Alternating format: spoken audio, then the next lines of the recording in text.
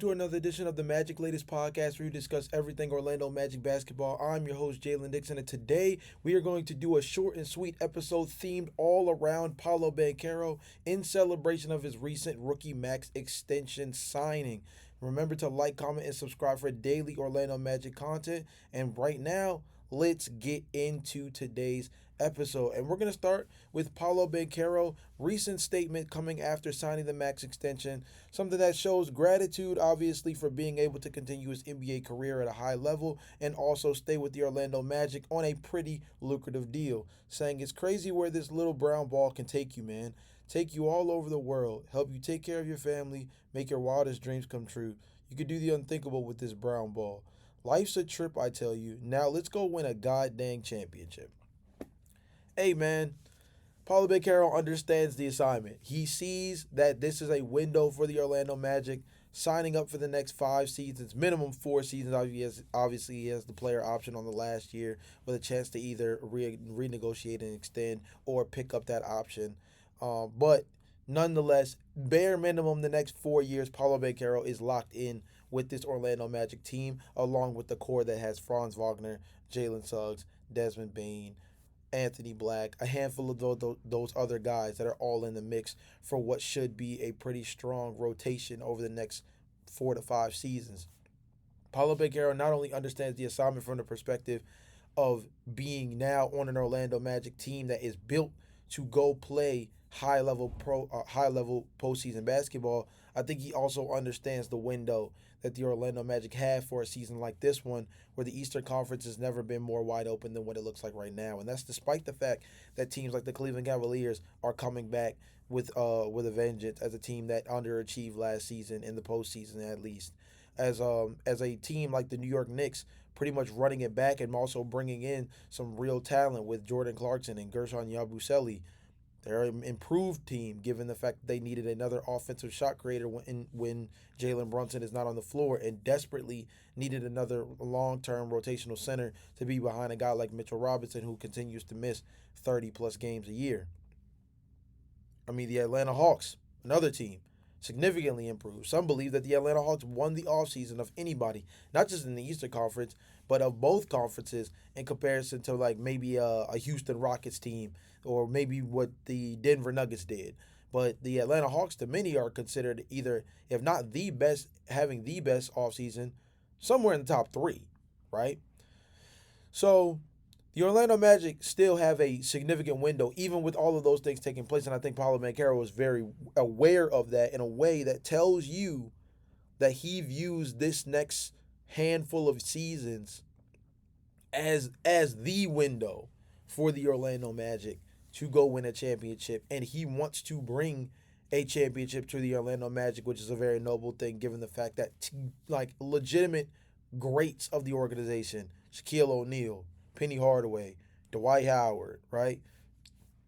These guys weren't able to do that one thing. All three of those players were able to go to the NBA Finals. Tracy McGrady was unable to get to the NBA Finals as part of the Orlando Magic. That's another notable name.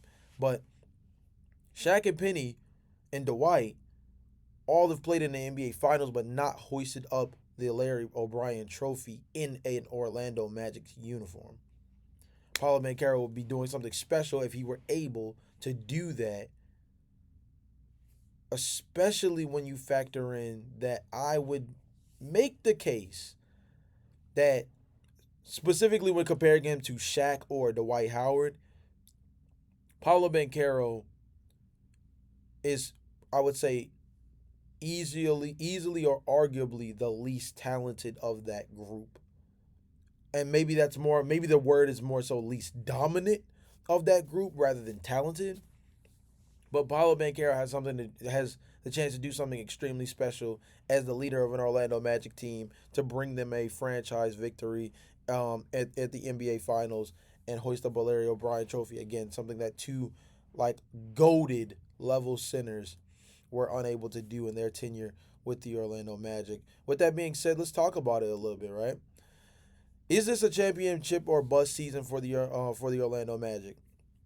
I think it's a really interesting concept. I saw an article that basically said that there's is less of the season being championship or bust, and more so the window. The window that's been created and the window that's been understood for the Orlando Magic basically is a 4-year timeline.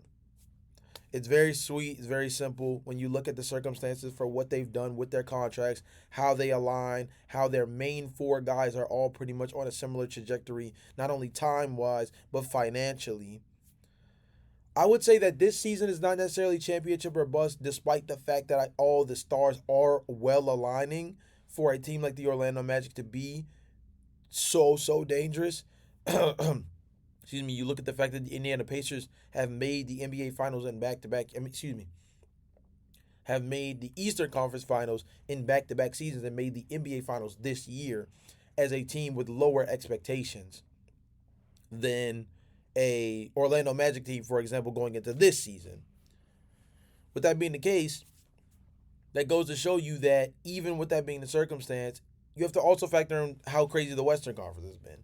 Maybe it's making the NBA Finals, maybe making an Eastern Conference Finals is the ceiling of this team this year. As a team that still needs to learn how to get out of the first round, right? Under Paulo Beno and Jamal Mosley. The other part of it could be like, look, if you get past the Eastern Conference Finals and you get to the NBA Finals and you face any team in the Western Conference, like you could not even just make the argument, like whatever team you face in the NBA Finals is going to be the most difficult team you face on your run, just given the state of the Eastern Conference, if anything, right?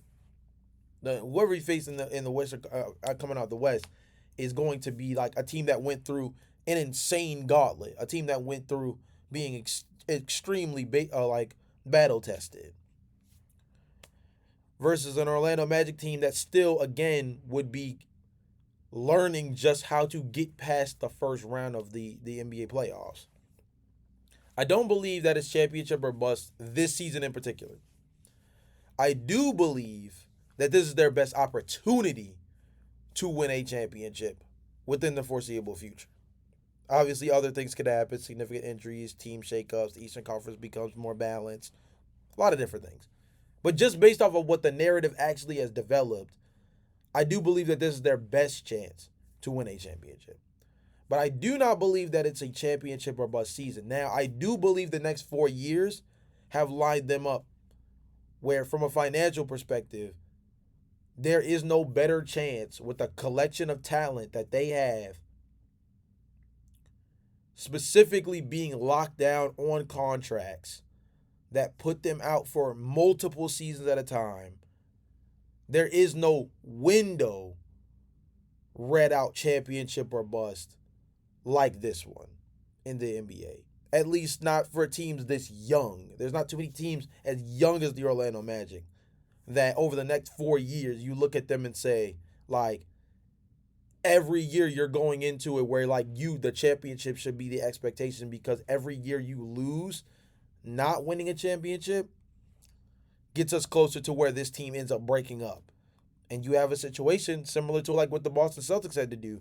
Your team gets too expensive, start having to sell off pieces. At one point, I mean, not even at one point, before selling off pieces, Celtics had to sell the team.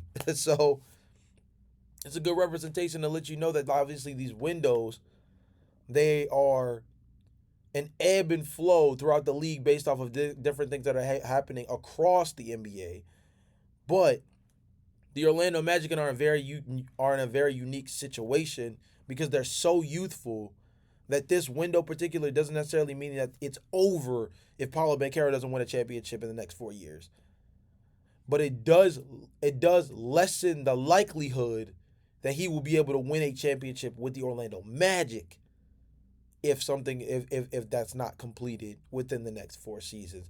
I'm interested to hear what you guys think in terms of championship like expectations specifically for this season. Let me know in the comment section down below. Is this year for the Orlando Magic a championship or bust season? If not, let me know why. And if so, tell me who you think they are going to face in the NBA Finals for said championship. I'm interested to hear what you guys have to say. Again, sticking with the theme of Paulo Banchero, I looked into some futures odds, and Paulo Banchero is set to have the seventh best MVP odds going into next season. Thought this was really, or excuse me, MIP odds going into next season. Thought this was really interesting. Some of the names that are ahead of him: Josh Giddey, Scotty Barnes, Jalen Williams, Victor Wembanyama, Evan Mobley, and ironically tied for number one with Evan Mobley and Victor Wembanyama is actually Jonathan Kuminga, who still, as of recording this, is in a little bit of a contract dispute with the Golden State Warriors and likely to be signed and traded because let's be real, like if he's probably sitting on the block like this right now because financially the only teams that could probably sign him outright is probably a team like the Brooklyn Nets. And that very much limits not only his financial flexibility, but it also kind of limits what Golden State is able to do in terms of getting reliable compensation back for him. So that puts him in a situation where you have to realistically look at what they're doing moving forward and ask yourself, like, what's the realistic goal for a team like that one in comparison to a team like what the Orlando Magic are doing and how that affects something like most improved player odds, right? Because the team that Jonathan Kuminga probably is going to go on, whoever signed and trades for him, they're likely going to make him their go-to guy. Paulo Banchero, on the other hand, has already been a 20-8, 20-10 type of guy that's produced at a high level. I think that Paulo Banchero being at seventh best odds probably is a little too high. I think he's going to improve. I think it's going to be something that you understand more in terms of what he does on the floor, seeing film, not necessarily his actual statistical output. So although I love the fact that he's in the top 10 for most improved player, the reality of the situation is that he's probably not going to improve significant enough to actually win. I do find it interesting that they have players like Victor Wembanyama and Evan Mobley tied for number one, two players that have both, been in DPOY conversations, Evan Mobley more particularly winning DPOY. Not necessarily sure how much better these guys can get statistically, and that's usually where most improved player, the casual voters tend to end up leaning towards whoever they saw make the most significant jump. Maybe they're going to be watching a little bit more film this year. I'm not really sure, but nonetheless, thought it was just interesting that Paulo Banchero finished in the top 10 for most improved player, despite the fact that, let's be real, I don't necessarily think that Paulo Banchero could do much more statistically than improve his three-point shooting. And last, we're going to finish on MVP odds. Paulo Banchero, despite being on a team that's projected to finish top 3 in the Eastern Conference, is going to be sat outside of the top 10 as far as MVP odds are this upcoming season, sitting outside the top 10. And let me name some of the guys that are ahead of him. Donovan Mitchell, MVP odds better than him? Okay. They said that the Cleveland Cavaliers were going to be the first team at the top of the East. Joel Embiid? Joel Embiid might not even play enough games to be considered for MVP.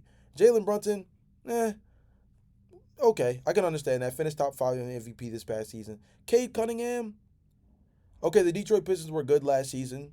Orlando Magic were good last season without Paulo Banchero even being fully healthy, without Franz Wagner and Jalen Suggs even being healthy.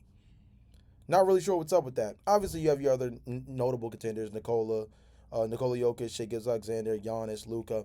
Makes sense. But I thought it was interesting that Paulo Banchero is outside the top 10 because I just named at least 2 to 3 guys that Paulo Banchero has better likelihood of not only outproducing, but having better team success than. I think that Orlando Magic are going to be a team to be really a force to be reckoned with. And Paulo Banchero is going to average like 20 and 10. He's going to average like 26 and I'm going to put it right now. I think that he's going to average like 26 and 11, 26 and 9, something like that. So the fact that that guy is not being considered as a top 10 MVP candidate, and we're putting guys like Jalen Brunson, who's got to share the sugar on his team, or Joel Embiid, who probably doesn't even have the likelihood of playing enough games to win MVP, or Cade Cunningham, who basically just burst onto the scene last season as a guy that people are finally starting to consider as a legitimate all-star caliber talent. Paulo Banchero has basically been an all-star caliber talent since he first stepped foot in Orlando. And he's only continued to improve himself. So I think that Paulo Banchero should be a top 10 MVP candidate going into next season when you factor in what he brings to the table, along with what the team success has projected for the Orlando Magic next season. You guys let me know. Should he be in the top 10 for MVP odds going into the 2025-2026 season? If no, tell me why. And if yes, tell me where in the top 10 he should be ranked. But with that being said, that's another episode of the Magic Latest Podcast. Again, remember to like, comment, and subscribe for more Orlando Magic content. Until I see you guys again tomorrow, peace.